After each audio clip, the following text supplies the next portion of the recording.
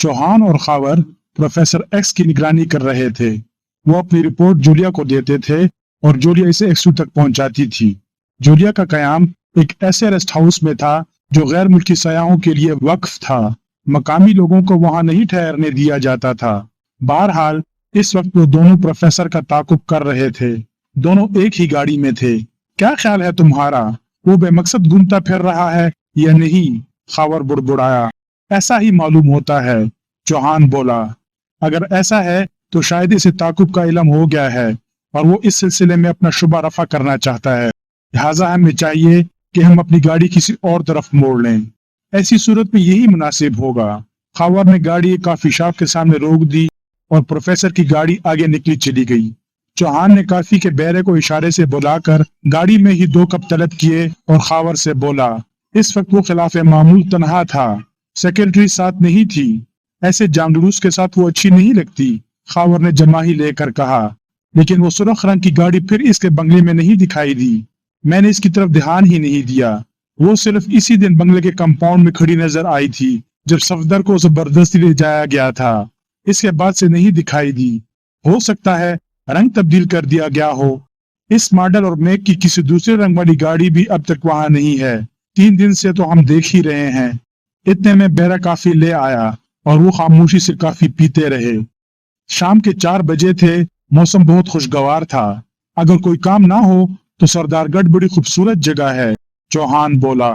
मगर अभी तक इस काम की नौयत मेरी समझ में नहीं आ सकी, खावर ने कहा। क्यों न प्रोफेसर की सेक्रेटरी से मिल बैठने की कोशिश की जाए, शायद इस तरह काम की नौयत का अंदाजा भी हो सके। नहीं, खावर सर हिलाकर बोला।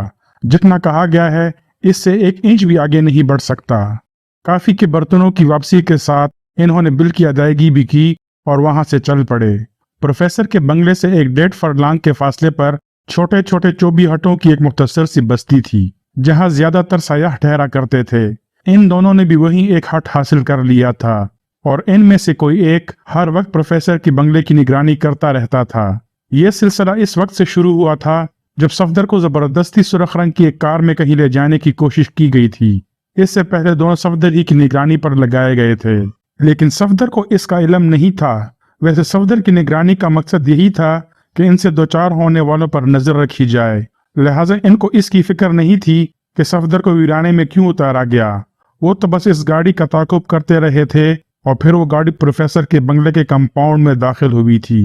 इन्होंने अपनी रिपोर्ट X2 तक पहुंचाई और वहां से मिली हुई हिदायत के मुताबिक प्रोफेसर के बंगले के करीब ही रिहाइश इख्तियार कर ली थी। लिहाजा इस वक्त वहीं इनकी वापसी हुई। जीप हट के सामने रोककर वो नीचे उतरे और हट का मकफल दरवाजा खोलकर अंदर दाखिल होने ही वाले थे कि बाएं जानिब से आवाज आई, अपने हाथ ऊपर उठाओ और चुपचाप अंदर चले चलो। खावर ने मुड़कर देखा, एक आदमी इनकी तरफ रिवॉल्वर उठाए खड़ा था। मशीनी तौर पर इनके हाथ ऊपर उठ गए। दाएं जानिब भी एक मुसल्ला आदमी खड़ा इन्हें घूरे जा रहा था। दोनों चुपचाप हट में दाखिल हो गए। इनके पीछे दोनों मुसल्ला आदमी भी थे। बैठ जाओ, इनमें से एक बोला। ये कितनी देर बाद बताओगे कि इस पागलपन का मकसद क्या है? खावर ने इसे घूरते हुए कहा। बैठ जाओ। शुक्रिया, खावर ने लापरवाही से तंज़ीह लहजे में कहा और दोनों बैठ गए। मुसल्ला आदमियों में से एक दरवाजे ही के करीब रुक गया था। शायद अंदर और बाहर दोनों अतराफ में नजर रखना चाहता था। दूसरा इन्हें चंद लम्हे खुनख्वार नजरों से घूरता रहा, फिर बोला, तुम दोनों प्रोफेसर साहब की सेक्रेटरी का पीछा क्यों करते हो? तुम नशे में तो नहीं हो? खावर गुर्राया। मेरे सवाल का जवाब दो। वो रिवॉल्वर को जुम्बिश देकर सर्द लहजे में बोला। कौन प्रोफेसर और कैसी सेक्रेटरी? अड़ने की कोशिश ना करो, तुम्हें अपने बारे में बताना पड़ेगा। हमारे बारे में क्या जानना चाहते हो? चौहान बोल पड़ा। रेखा चौधरी का ताकुब क्यों करते हो? हमारे लिए ये नाम नया है।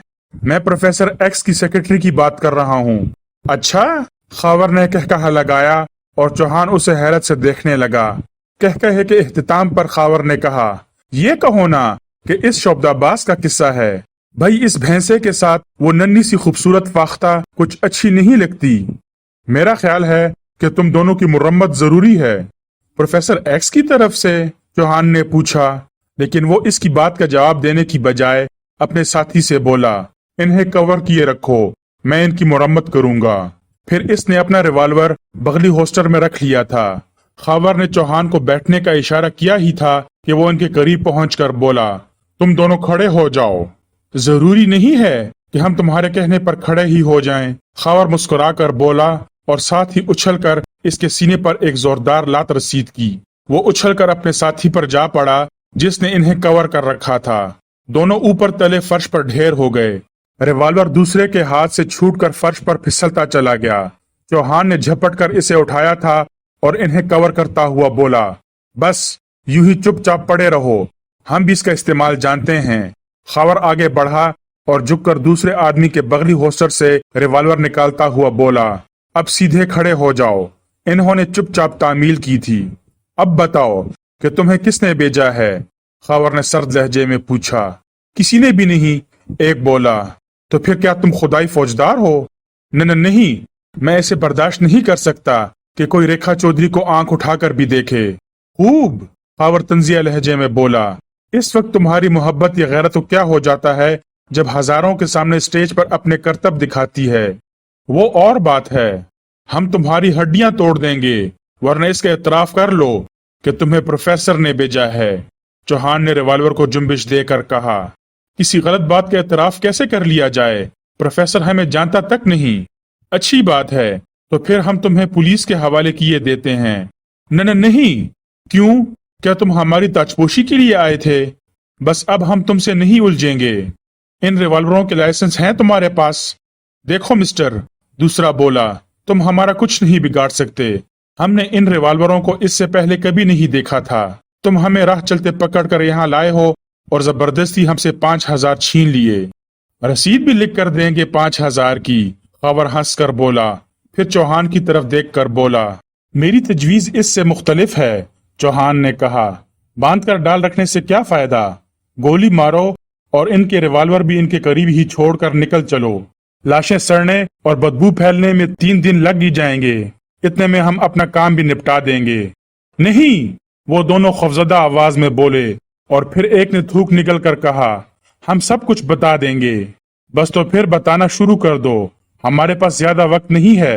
خاور بولا، ہمیں یہ معلوم کرنے کے لیے بھیجا گیا ہے کہ تم لوگ کون ہو اور پروفیسر کا تعاقب کیوں کرتے ہو۔ اس کی سیکرٹری کی بات تو اپنے طور پر کہی تھی، کس نے بھیجا ہے؟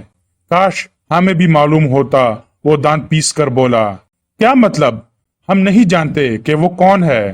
بلیک میل ہو رہے ہو؟ نہیں، خوفزدگی کی بنا پر ہمیں اس کے لیے کام کرنا پڑتا ہے۔ وہ جان سے مار دینے کی دھمکیاں دیتا ہے۔ وہ کس طرح؟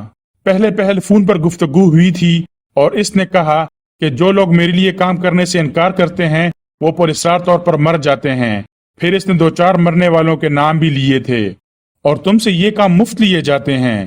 جی ہاں، میں نے اس کی آواز بھی ریکارڈ کر لی ہے، جس کا ٹیپ میرے پاس موجود ہے۔ اس میں مختلف اوقات کے احکامات موجود ہیں۔ اچھی بات ہے، اگر تم وہ ٹیپ ہمارے حوالے کر دو تو ہم تمہیں چھوڑ دیں گے، اور تم اس سے یہی بتا دینا کہ ہم پروفیسر کی سیکرٹری کے چکر میں ہیں۔ ہاں، یہ ٹھیک رہے گا، اس نے کچھ سوچتے ہوئے کہا، لیکن ٹیپ میرے گھر پر ہے۔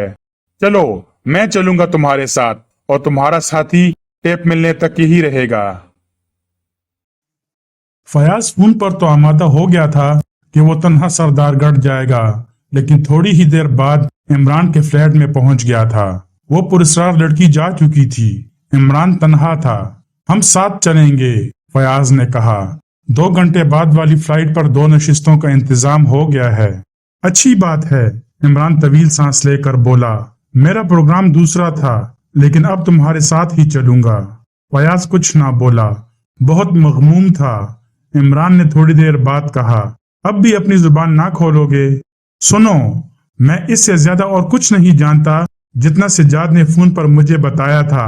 اس نے بتایا تھا کہ وہ خطرے میں ہے، कुछ लोग इसे धमकियां देते रहे हैं, लिहाजा मैं किसी तरह इसके पास पहुंच जाऊं।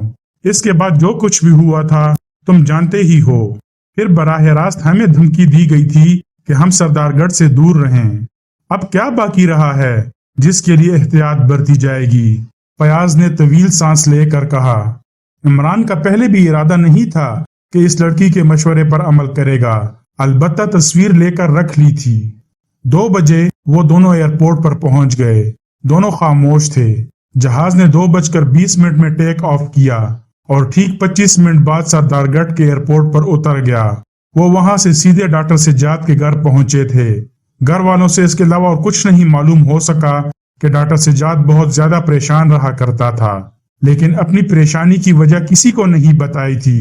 लाश का पोस्टमार्टम गैर जरूरी समझा गया था और वो तदफीन के लिए तैयार थी। मेरी दानस्त में पोस्टमार्टम तो होना ही चाहिए था, फयाज बोला। क्या फायदा, ये 100% खुदकुशी ही का केस साबित होगा, इमरान ने कहा। वो लोग बेहद चालाक हैं, लिहाजा इन्हें इसी खुशफहमी में मुब्तला रहने दो कि डॉक्टर सज्जाद ने किसी को कुछ नहीं बताया। क्या मतलब? फयाज चौंक कर उसे गौर से देखने लगा। बता दूंगा, फिलहाल मेरी खामोशी ही बेहतर है। तुम्हारी मर्जी, फयाज ने तवील सांस ली। तुमने मुझे चारों तरफ से जकड़ रखा है, इसके बावजूद थोड़ा बहुत काम तो हुआ ही है। मुझसे गलती हुई थी, लेकिन मैं क्या करता, तुम ही बताओ। सब ठीक है, इमरान सर हिलाकर बोला। मैं अनकरीब इनसे निपट लूंगा। अब ये आलम है कि मुजरिम कानून के मुहाफिजों को चैलेंज करने लगे हैं। मामूली चोर नहीं मालूम होता। ऐसा ही होगा कि अगर तुम इस पर हाथ डालना चाहो तो ऊपर वाले तुम्हारा गला दबा दें। मेरा भी यही ख्याल है। अब दूसरी बात सबसे ज्यादा अहम है। सवाल पैदा होता है कि आखिर इसने हमें छेड़ा ही क्यों? जाहिर है कि सज्जाद इस बात को आगे बढ़ाता भी तो ये जरूरी तो नहीं था कि हम इस तक पहुंच ही जाते। अब यही देख लो कि वो हमें ललकार चुका है, लेकिन हम अभी तक कुछ नहीं कर सके। हाँ, ये बात तो है। इसका एक ही मतलब हो सकता है। क्या? फयाज इसे गौर से देखता हुआ बोला। जिस मामले को उसने सज्जाद के तवस्सुत से छुपाए रखने की कोशिश की थी, वही दरअसल इस तक हमारी रहनुमाई कर सकता है। मैं तो ये नहीं जानता कि सज्जाद किन हालात से दो चार था। मैं जानता हूँ, इमरान आहिस्ता से बोला। अगर तुम जानते हो तो इसका मतलब हुआ कि मुजरिम से भी लाइलम ना होगे। अफसोस तो इसी का है कि अब भी वही हूँ जहाँ पहले था, लेकिन मुझे यकीन है कि वही मामला मुजरिम तक पहुँचने में मदद देगा। कोई और मौका होता तो फयाज इमरान के सर हो जाता, लेकिन इसने ये मालूम करने की कोशिश नहीं की कि सज्जाद के मामले की नौयत क्या थी। सज्जाद की तदफीन के बाद फयाज ने तो पुलिस हेडक्वार्टर का रुख किया था और इमरान अपने मातहतों की तलाश में निकल खड़ा हुआ। सरदारगढ़ रवाना होने से कबल बहैसियत X2 जोलिया, खावर और चौहान को मुतला कर चुका था कि अब अपनी रिपोर्ट्स सरदारगढ़ ही में इमरान को दें और वो खुद ही इनसे राब्ता कायम करेगा। वो इस हद तक जा पहुंचा जहां ये दोनों मुकीम थे। चलो, बोरियत तो दूर हुई, खावर इसे देखकर चहका। तुम लोग रोज बरोज बेहद कंजूस होते जा रहे हो। भला ये भी कोई ठहरने की जगह है? इमरान बुरा सा मुंह बनाकर बोला। हम ड्यूटी पर हैं, तातीलात गुजारने नहीं आए, चौहान बोला। अच्छा, अब काम की बात करो। हो सकता है इसके बाद तुम्हें कहीं और जाना पड़े और मैं खुद ही इस चूहेदान में रह पड़ूं। सुना है कि प्रोफेसर X की सेक्रेटरी बहुत दीदाजेब है। आप जैसे कलंदरों के लिए इससे क्या फर्क पड़ेगा? ऐसा ना कहो, बहुत दिनों से किसी शरबत की बोतल को तरस रहा हूँ। वो विस्की की बोतल है इमरान साहब। अस्तगफिरुल्लाह। खैर, रिपोर्ट प्लीज। खबर ने इन दोनों की कहानी शुरू कर दी जिन्होंने आज इन पर हमला किया था। इख्तिताम पर इमरान बोला, और फिर तुमने रिकॉर्ड स्पूल हासिल करके इन्हें छोड़ दिया। फिर क्या करते?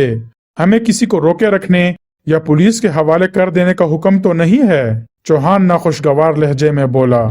इसीलिए तो तुम्हारे गुरु घंटाल ने मुझे यहाँ भेजा है ताकि मैं हर तरह का काम कर सकूं। मैंने इनमें से एक का घर देख लिया है, भागकर कहाँ जाएंगे? खावर ने कहा। ठीक है, तुमने इस टेप को सुना? इसी के घर पर सुना था। मुख्तलिफ औकात के अहकामात हैं जिनके जरिए इन्हें पैगाम रसानी का काम सौंपा गया था, और आखिर में आज हमसे मुतालिक मालूमात हासिल करने की हिदायत थी। और सबसे ज्यादा अहम बात यह है इस आवाज से साफ पता चलता है कि प्रोफेसर एक्स ने आवाज बदल कर बोलने की कोशिश कर डाली है। गुड, ये हुई ना काम की बात। लाओ वो स्पूल मुझे दो, मैं भी कहीं ना कहीं उसे ट्राई करूंगा। खैर अब बताओ कि रेखा चौधरी क्या चीज है? कयामत है? चौहान ठंडी सांस लेकर बोला। योम हिसाब को भी हर वक्त याद रखा करो, इमरान ने किसी वाज के से अंदाज में कहा। अब हमें क्या करना है? खावर ने पूछा। फिलहाल प्रोफेसर ही पर नजर रखो। क्या सफदर अब भी यही है? नहीं, 15 दिन की छुट्टियां वहीं गुजार रहा है। ये किस खुशी में? पता नहीं, कह रहा था खुद एक्सू ने इसे 15 दिन आराम करने को कहा है। खावर से स्पूल लेकर वो जोलिया के होटल पहुंचा था। कमरे के दरवाजे पर दस्तक दी। कौन है? अंदर से किसी मर्द की आवाज आई। इमरान ने आंखें निकालकर दरवाजे को घूरा और फिर ढीली ढाली आवाज में बोला, टेलीग्राम है। और फिर उसने बड़ी फुर्ती से रेडीमेड मेकअप जेब से निकालकर नाक पर फिट कर दिया। दरवाजा खुला और एक कद आवर आदमी सामने खड़ा नजर आया। लाओ, वो इसे घूरता हुआ बोला। मिसेस ग्लारा रोशनडील के नाम है। मैं रोशनडील हूँ, लाओ मुझे दो। वो गुर्राया और साथ ही इमरान ने बड़ी फुर्ती से पीछे हटकर इसके पेट पर एक जोरदार किक लगाई। वो उछलकर कमरे में जा पड़ा। फिर इसके दोबारा उठने से कबल ही इमरान ने अंदर दाखिल होकर दरवाजा बोल्ड कर दिया था। इमरान ने पहले ही अंदाजा कर लिया था कि इसके कोट के नीचे बगली होस्टर भी मौजूद है, लिहाजा अपना रिवॉल्वर निकाल लेने में इसने देर नहीं लगाई थी। खड़े हो जाओ, इमरान ने सफाकाना अंदाज में सरगोशी की। नहीं, कोई हरकत नहीं, वरना तुम्हारा सीना छलनी हो जाएगा। वो उठ खड़ा हुआ और साथ ही अपने हाथ भी ऊपर उठा दिए। औरत कहाँ है? तो तुम कौन हो? मैं ही रोशनडील हूँ और वो मेरी बीवी है। लेकिन वो तो कह रही थी कि वो यहाँ तन्हा है। कुछ देर पहले थी। क्या तुम देख नहीं रहे कि अब मैं यहाँ मौजूद हूँ? बताओ वो कहाँ है, वरना सचमुच मार डालूंगा। अंदर है। और कौन है वहां? कोई भी नहीं। चलो, इमरान ने दरवाजे की तरफ इशारा करके कहा। वो दरवाजे की तरफ मुड़ गया। जूलिया कमरे में एक कुर्सी पर इस तरह बैठी थी कि इसके दोनों हाथ पुश्त पर बंधे हुए थे और मुंह पर टेप चिपका दिया गया था। इमरान ने रिवॉल्वर की नाल इस आदमी के गर्दन पर रखकर इसके बगली होस्टर से पिस्तौल निकाल लिया। फिर इससे बोला, इसके मुंह पर से टेप निकाल दो। उसने बेचुओं चढ़ा तामील की। और अब हाथ भी खोल दो। जब वो इसके हाथ खोल चुका तो इमरान ने कहा कि अब वो खुद इस कुर्सी पर बैठकर अपने हाथ बंधवाए। फिर जोलिया ने बड़ी बेदर्दी से इसके मुंह पर भी कई थप्पड़ मारे थे और पुश्त पर हाथ बांधने लगी थी। अब बताओ क्या किस्सा था? इमरान ने जोलिया से पूछा। वो इमरान को इस मेकअप में बार बार देख चुकी थी। ये मुझसे मालूम करने की कोशिश कर रहा था कि मैं कौन हूँ और डॉक्टर सिजाद से क्यों मिली थी। तो फिर तुमने क्या बताया? अभी तक तो कुछ भी नहीं बताया, जोलिया ने नाखुशगवार लहजे में कहा। अरे तो बता क्यों नहीं देती कि अपनी अकल का ऑपरेशन कराना चाहती थी। वो गुस्सीली अंदाज में सर को झटक कर दूसरे कमरे में चली गई और इमरान ने कैदी को आंख मारकर मुस्कुराते हुए कहा, ऐसी नकचड़ी बीवी खुदा दुश्मन को भी नसीब ना करे। कैदी कुछ ना बोला। इसके नकूश का तीखापन ढीला पड़ चुका था और आंखों में सराइस्मगी के आसार पाए जाते थे। खैर, इमरान थोड़ी देर बाद ठंडी सांस लेकर बोला, अब तुम अपनी जुबान खोलो।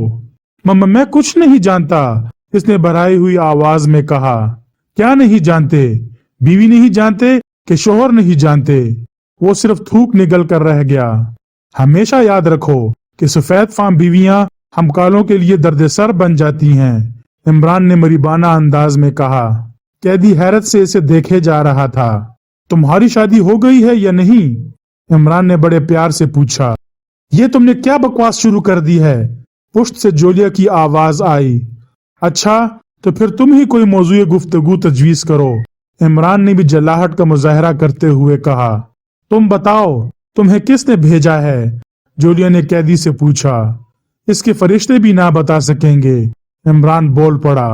कैदी सख्ती से होंठ भैंचे बैठा रहा। तुम क्यों बकवास कर रहे हो? देखा तुमने, ऐसी होती हैं सफेद फाम बीवियां।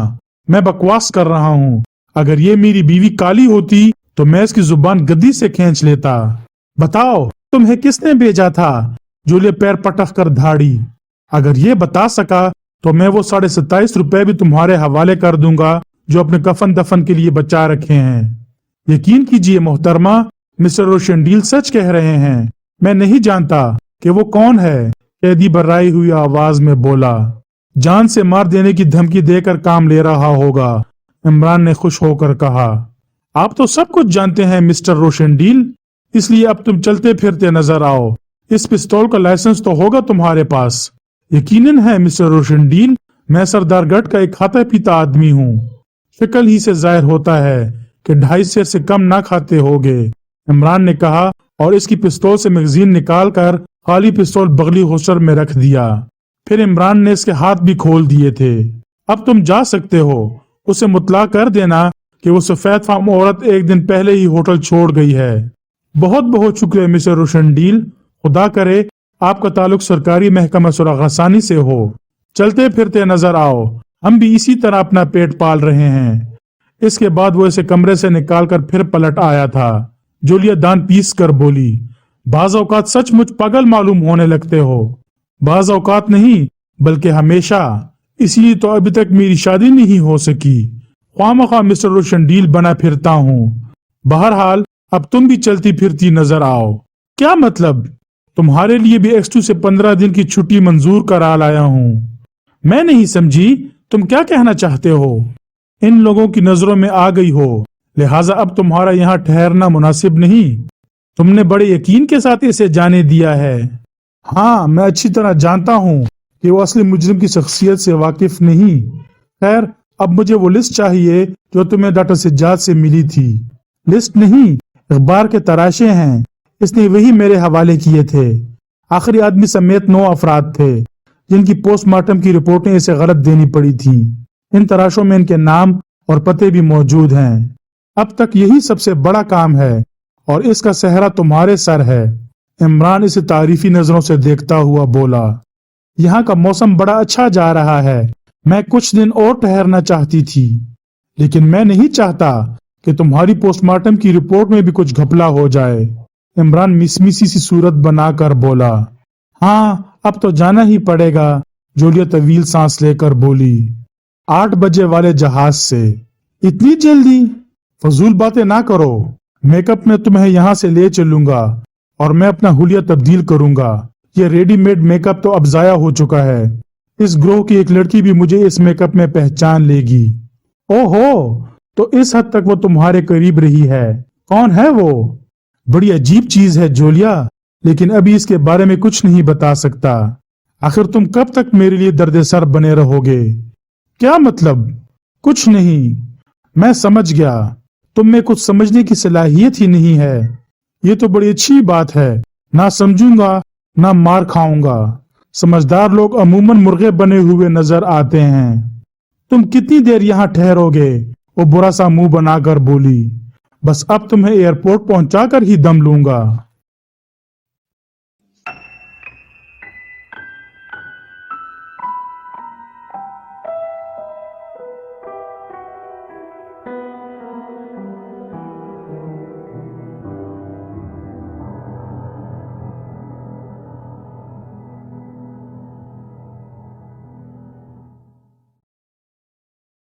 अगर कहानी अच्छी लगी हो और आपको मेरा कंटेंट पसंद आ रहा हो तो मेहरबानी फरमाकर चैनल को सब्सक्राइब कीजिए और आने वाले कहानी और नावलों से लुत्फ अंदोज होते रहिएगा। बहुत बहुत शुक्रिया।